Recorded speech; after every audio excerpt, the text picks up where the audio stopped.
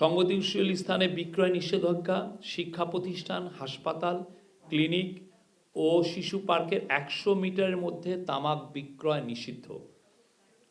শিক্ষা প্রতিষ্ঠান, হাসপাতাল, ক্লিনিক ও শিশু পার্কের 100 মিটারের মধ্যে তামাক বিক্রয় নিষিদ্ধ।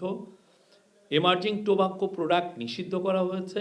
এর মধ্যে আছে ই সিগারেট ও অন্যান্য উদীয়মান তামাক পণ্যের উৎপাদন, আমদানি, বিক্রয়, ব্যবহার সম্পূর্ণ নিষিদ্ধ। কারাদণ্ডের ও অর্থদণ্ডের বিধান, প্যাকেজিং সংস্কার, প্যাকেটের 75% অংশ জুড়ে রঙিন, স্বাস্থ্য সতর্কবাণী ও স্ট্যান্ডার্ড প্যাকেজিং বাধ্যতামূলক। আগে এটা 50% ছিল। আইন প্রয়োগ জোরদার করা হয়েছে। জরিমানা ও কারাদণ্ড বৃদ্ধি করা হয়েছে। লাইসেন্স বাতিল ও মালামাল জব্দের বিধান রাখা হয়েছে।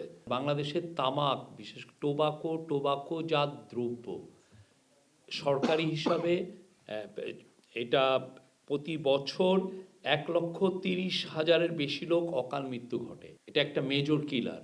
তো সেইটাকে মানুষের পাবলিক হেলথটাকে একটা মানুষকে পাবলিক হেলথের প্রোটেকশনের জন্য এবং বেটার পাবলিক হেলথের জন্য সরকারের এই যে লটা হলো, সেটা আমরা মনে করছি যে এটা একটা হিস্টোরিক অ্যাচিভমেন্ট। এটা একটা খুবই হিস্টোরিক ল। এর ফলে আশা করা হচ্ছে যে বাংলাদেশে তামাক এবং তামাকজাত দ্রব্য, পাবলিক প্লেস সুরক্ষা, আপনারা জানেন আমাদের যদিও এই আইনটা আগেও ছিল, কিন্তু এই পাবলিক প্লেসে আসলে মানে তামাক মানে সিগারেট প্রচুর লোক ধূমপান করেন এবং এই ক্ষেত্রে যে আমাদের যে নিয়মগুলো অনেক ক্ষেত্রে ভায়োলেটেড হয়। এবার এই জিনিসগুলো সুরক্ষা করা হচ্ছে, এই বিষয়গুলো আরও স্পেসিফাই করা হয়েছে, এক্সপ্লেন করা হয়েছে এবং পরিধিটাও বাড়ানো হয়েছে পাবলিক প্লেসের।